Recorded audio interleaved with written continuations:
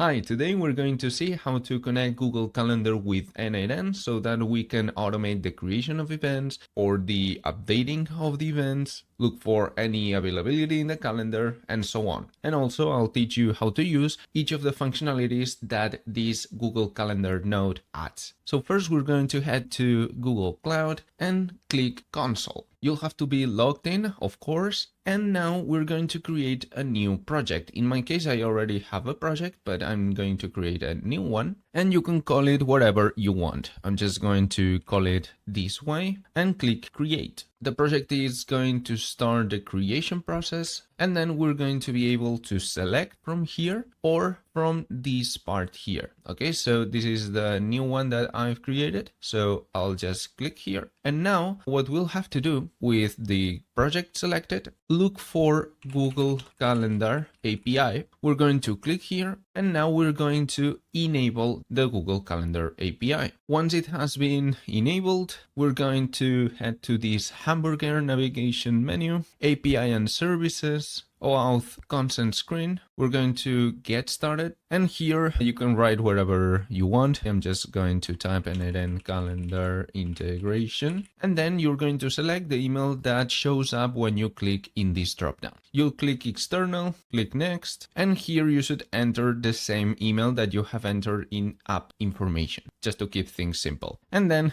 agree with the services user data policy and continue. Create, and then what you'll have to do is go back to the N8N account or the N8N installation, add a Google Calendar node. You can select whatever action you want. In my case, I'm just going to select get an event. Here, you will not have any account, so just select create new credential. Copy this OAuth redirect URL and head to API and services credentials. Now, once we are inside here, create a new credential with a OAuth client ID. In application type, you're going to select web application. You can just leave it as it is. And then in authorized redirect URIs, you're going to paste the link that you have just copied in N8N. Okay, so just click create, and you're going to be given a client ID and a client secret. So make sure to copy the client ID, paste it in client ID inside of the account linking in N8N, and copy the client secret and paste it in the same location. Now you'll see a sign in with Google button. First, save. Now that we have saved, you'll have to go back for the last time in this tutorial, head to API and services, OAuth consent screen, go to audience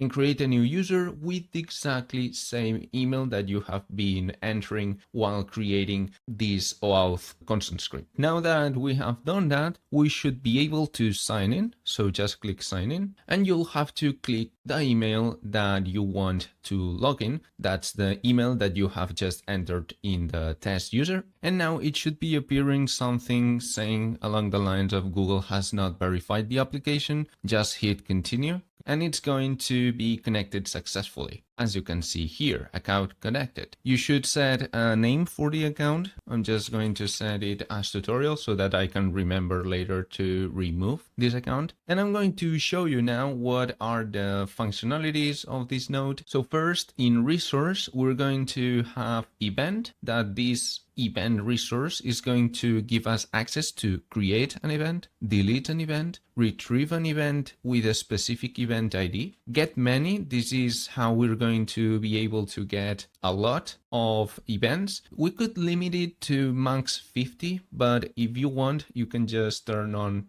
return all, and it's going to return all of the events that you have in your calendar between the after and before that you set here. Okay, so in this case, it's just going to take events of the following week. Okay, so from now to 1 week ahead. Okay, we have to select here the calendar that we want to get these events from, and in options we have several options. For example, we can set the time zone. Select here time zone, in my case would be Europe, and so on. Okay, you have other a little bit more advanced options. For example, selecting events with maximum, I don't know, 5 attendees, or order by start time or updated. Also, we have an option to show the deleted events, and so on, okay? Then we can also update an event. We have to pass the event ID, and here we have other options. Actually, these options or properties here are different among different operations, so just be sure to check all of them out just to make sure that they add the functionality that you need. Okay, for example, in updating an event, we can set the description. We can also set the location of the event. We can also modify the end time of the event or the start time of the event, the summary, the visibility of the event, repeat frequency, max attendees